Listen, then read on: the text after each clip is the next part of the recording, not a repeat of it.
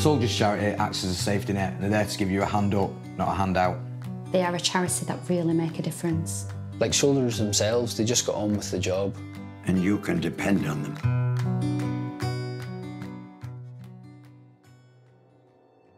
Joined the army when I was nearly 17. Done 3 tours of Afghanistan, and on the last tour, unfortunately, I stood in an IED and lost my leg.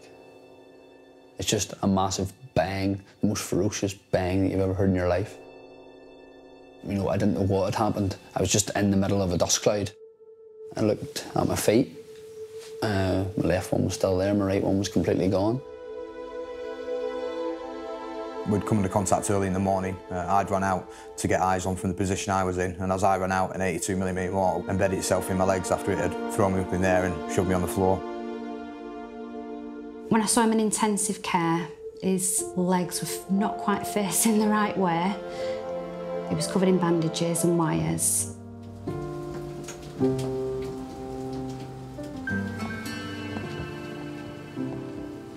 Everything you've ever known has changed. The man you married is different. The one thing I could do was the walking re-education on the treadmill, but it was frustrating that I was going down for 3 weeks and then coming home for long periods of time and not being able to do any more. So I applied to the Soldiers Charity to get a treadmill, which they did, which was great, and that meant that at home I could continue my recovery. I had to go in to Salisbury Hospital over the Christmas period. So the Soldiers Charity very kindly flew my girlfriend Kirsty across to Salisbury to see me on Christmas Day, which was very special for us, and yeah, it made all the difference. So when I moved into my new house, the outside of it was all gravel, which is really hard to walk on with my prosthetic. So the Soldiers Charity gave me a grant so that I could put down tarmac, so it was a lot smoother to walk on.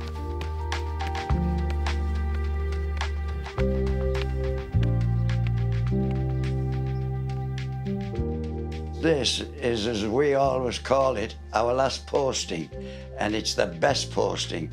The Soldiers Charity have been in here and helped all the ex-soldiers, the families. They gave a donation to the Long Ward's restoration. And they do all this without any funding from the government.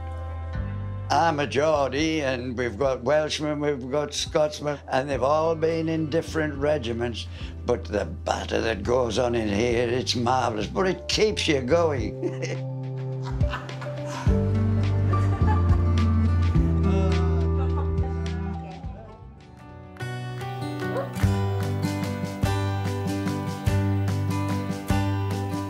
Having been discharged from the army then, when we thought, well, it's time for Kim to go and get a career, she thought going into nursing, she'd been looked after me.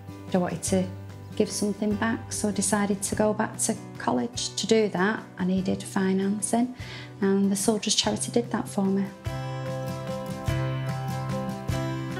Nowadays, I'm first and foremost, I'm house husband at the minute now. I look after, do the chores around the house and look after my daughter and take her to school while my wife goes to university.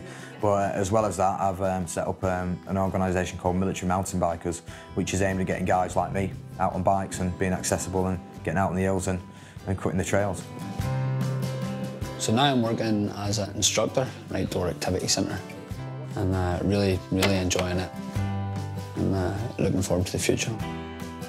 The thing about the Soldiers Charity is that they don't want a lot of praise about things. They just get on with the job that they do. I do the collecting and I love it. When we go out of those gates with Scarlett on, they'll go past somebody and they'll just pat you on the shoulder and say, "Good on you, lad." It makes you feel good. They've been fantastic to Martin, and they've been brilliant to me and the girls. They're the only charity that have included us as a family. You know, I've gone to them at different times in my, post-career, and they've been there for me. They're there for life.